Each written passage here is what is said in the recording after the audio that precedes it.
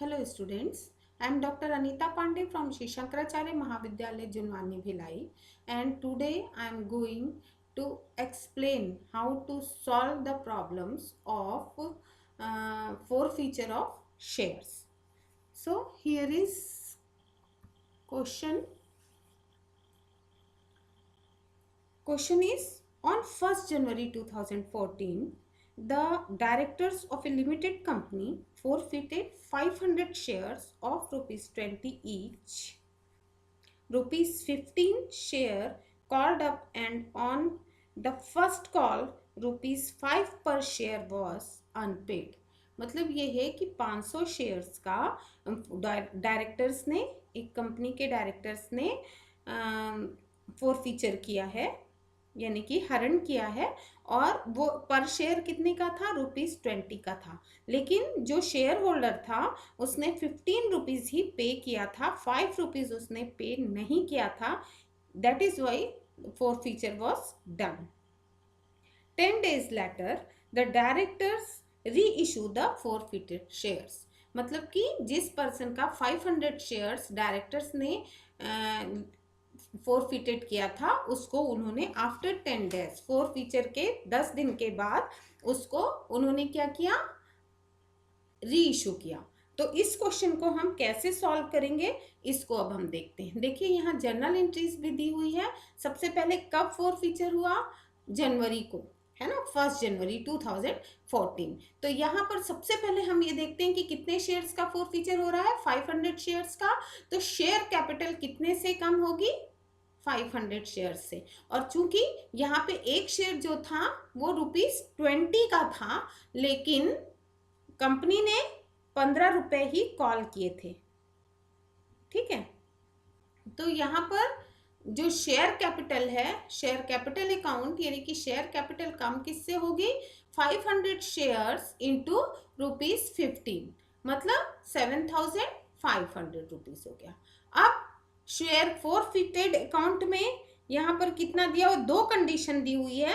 Journal entries हमको पहली condition में करना है कि जब give journal entries in the companies book to record the forfeiture of shares and their reissue assuming at ₹10 and ₹15।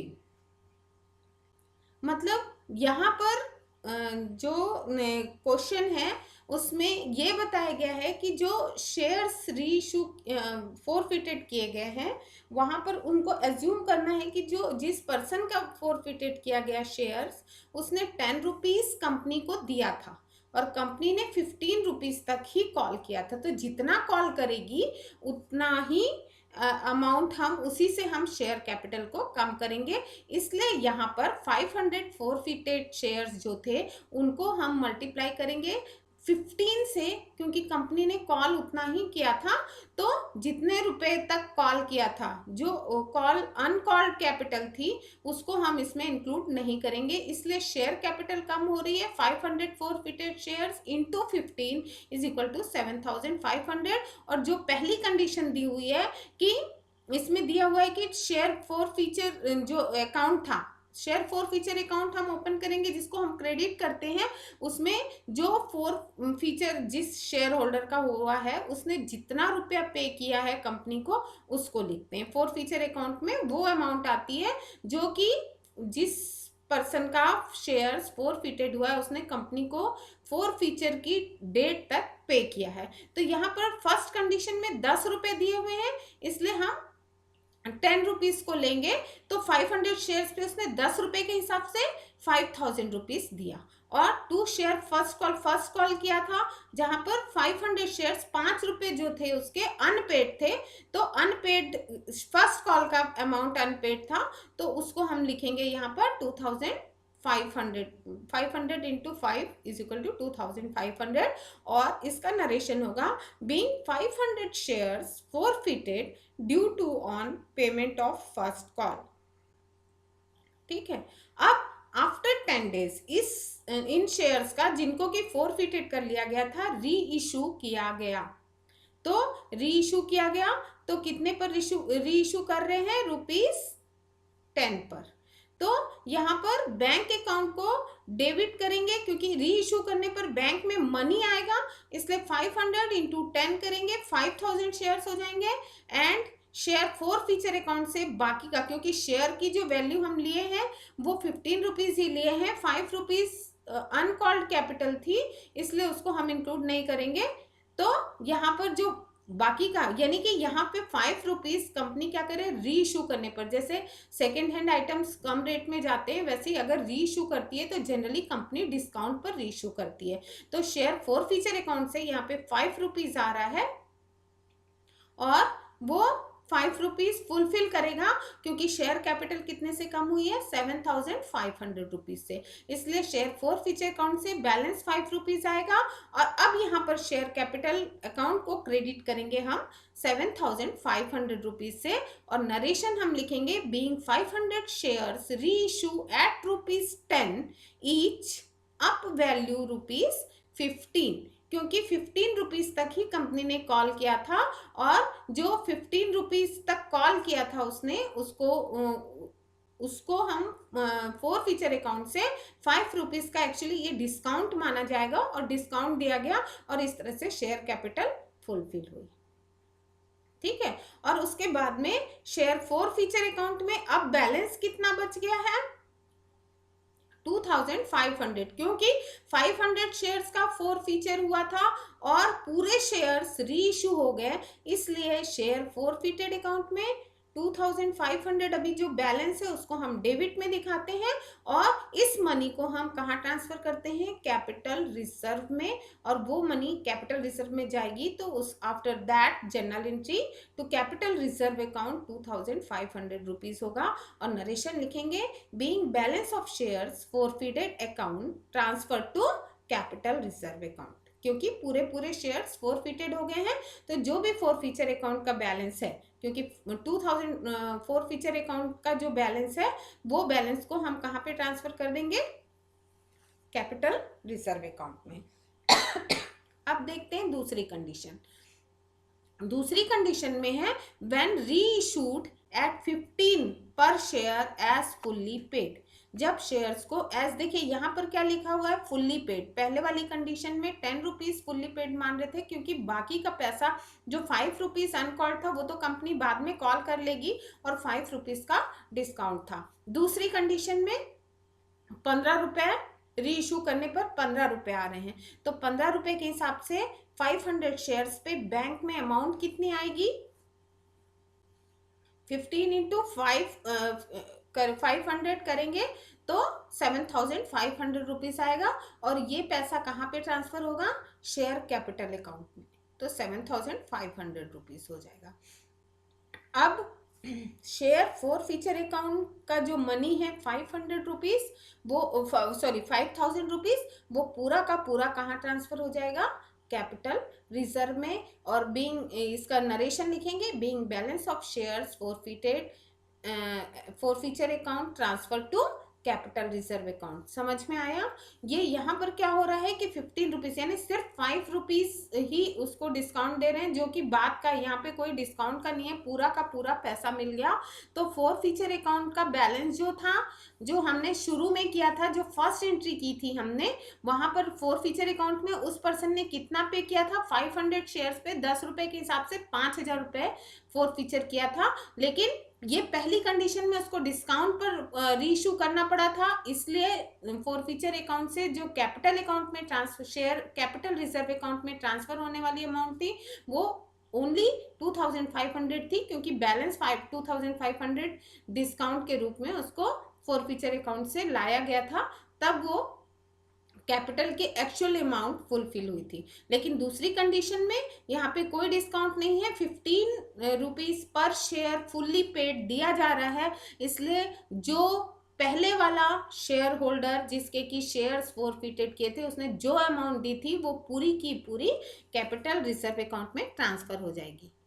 सो ये क्वेश्चन मुझे लगता है कि आप लोग को समझ में आ गया होगा। अब नेक्स्ट क्वेश्चन देखते हैं।